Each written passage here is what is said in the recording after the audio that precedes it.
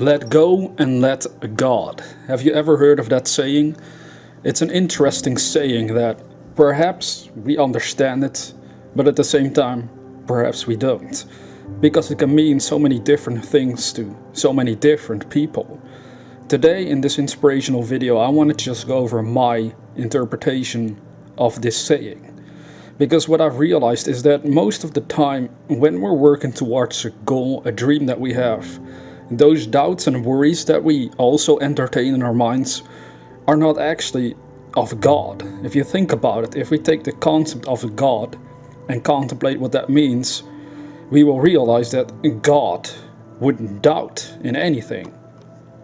It wouldn't be full of doubt and worries about what it is doing, what it is created, what it has created, if we take a religious perspective on the matter. In fact, I think in the Bible it was even said in Genesis that God saw creation and said it was good. So there you can also sort of base it off of the fact that God wasn't saying, oh my God, what have I created myself? Like, I'm full of doubts. So when we say let go and let God, I think what we want to understand is that we have to trust that things will work out for us. So if you have a dream, and even though there are doubts haunting your human mind, can you still trust that things will work out for you in the long run? Can you find that sort of balance and peace within yourself? Because if you do, the journey will become easier. The journey of life isn't always easy. Sometimes you have times that feel like things are going easy for us. Other times things may go haywire and crazy and very negative and, disturbing to us personally. But if we can let go and let God take care of it, well then we are in a place of growth and expansion in a way that will make it easier for us to navigate this journey of life. When I think of letting go and letting God, I see it as this. I have a dream, and as I become more and more aware of what this dream entails, I have to learn to trust that it will work out. I have to feel that it will work out and trust, literally through my entire being, that it will work out. Did you grasp that? Because usually when we have a dream, we are not doing that, and that is one of the major issues behind, failure. Why we are not realizing our wildest dreams. It might take a while, you see. It might take many days or weeks or months or years before we arrive at our destination.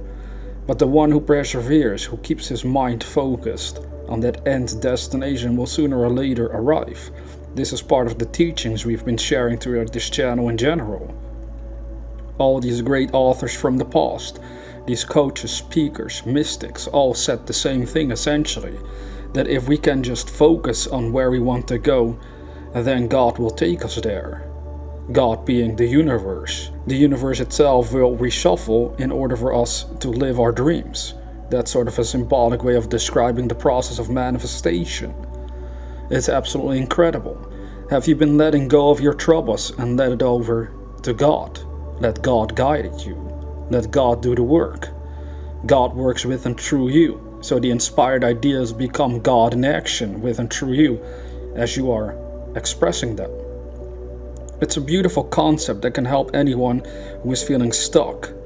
Instead of staying focused on the reasons why you think and feel that you are stuck, contemplate a God inside your mind, this universe, and know that it can help you. Know that it can guide you. But you have to get rid of the roadblock of uncertainty within yourself. In order to do so, we have to embrace the unknown. We have to be willing to be guided towards the salvation of the realization of our dream. We have to be willing to accept that we don't always see how it will work out for us to begin with. Can you do this? The good news is you can, but are you willing to do this? Are you willing to live in this manner? Because if you do, you will discover that there becomes so much more possible for you. Think about it. The reason so many of us fail is because we are not willing to accept this uncertainty of life. We want things to be certain all the time, but they won't be. because life itself is mysterious. It is a very interesting but yet mysterious phenomenon. Nobody has all the answers in any given lifetime. Somebody might dig deeper underneath the surface of life and find all sorts of things about life that you have never contemplated, but yet nobody has all the answers under the stars concerning every subject of life. Again, they might have many answers, but the point is, there's so much we will never know while we're here. And that's okay. The only thing we eventually want to realize is how to live a fulfilled life, because that is the only thing worth having if you think about it. If your life isn't fulfilled, then everything else is off track. But once your life starts to feel like it is fulfilling to you, when you feel like you're doing something valuable with your time, and then that is all there is that you would ever need, because that gives meaning to your own existence once and for all. We have to let go and let God take care of our problems. We have to trust that this is possible. We do not look to God as a person, as some great being that will then step into our lives and take care of it while we are at the sideline observing it. That is not the concept we want to work with. We want to understand that if we think of God, we think of life itself.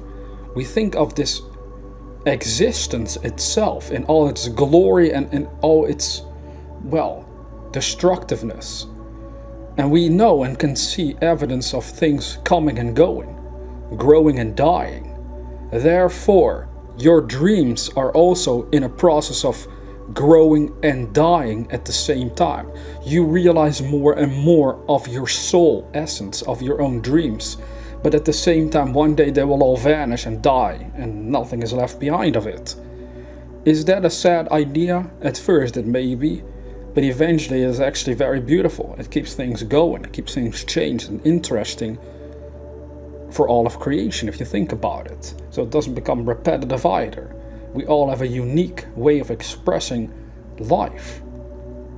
And in order to do so, we're going to have to let go of our worries, fears of what other people think and say about what we are doing, and instead trust in God. Let God guide you. Let the Spirit of life guide you towards your own salvation. This means you have to be very in tune on a spiritual level with yourself, essentially. You have to be in touch with your own heart. The heart is in touch with the universe. And we're not talking about the physical heart, we're talking about that deep emotional, spiritual self that we all have. It's basically another way of saying we have to feel our way towards your own salvation. Ultimately, any question you have about existence, you're going to have to feel your way to the answer for yourself. Because no matter what answer I would give or somebody else gives, it doesn't really matter, because ultimately life is a very individual, personal experience. But because our focus is so much aimed outwardly, we forget about this inner world of ourselves. And it's exactly in that inner world that we have to let go of all our worries and troubles and let it over to God. Learn to open up our hearts in such a way that we can feel that we are being guided. You just feel it. You know that it will work out for you. Not just intellectually, but you feel it. It will work out for me. I know things are working out for me. I know it's okay. Things are alright. Even though, physically speaking, they might not always go as fast as we would like them to happen, I know there's evidence coming my way that things are working out for me. And if you reach a place in your own life where you can start saying that concerning your own goals, you become more and more peaceful and relaxed as you start to expand and achieve more and more things. That is really the trick. That way the riches and success won't take over your mind, because that is something you want to always be careful about. Once that happens, you lose touch with God, with the Spirit of life that helps you achieve whatsoever you desire to begin with. Then you start making physical things your God. This is what we want to be very careful about, because the true power comes from within. It lies within and is one with the universe. And that is what it means to let go and let God, from my point of view. Perhaps it gave you something to think about and to analyze in your own life whether you're doing this. You take any issue you have in life and you dare to feel it will all work out for me. Even though you're intimidated by the problem, maybe it seems so big and so scary and uncomfortable what you're facing, but you'll still dare to say and feel within your heart, it will all work out for me. And as you trust in that, as you truly feel that, that is when the universe, also known as God, can respond and show you the way through which you will indeed overcome your own obstacles in life and realize whatsoever you want while you're here. And even beyond the body, the same rule applies. It is so beautiful and so fascinating to me to always contemplate life on a deep spiritual level that it's true, sometimes words become more and more difficult to describe what I'm actually feeling and experiencing. But yet maybe it gives you some hint on what I'm talking about. Maybe something inside of you can recognize it from your own personal experience, and therefore it might help you in some way. Now that is all I have to say for this video. Like we always remind people, if you're new to this channel, consider subscribing to receive inspirational videos on a regular basis. And with that being said, dear viewer, never forget that we are the dreamers.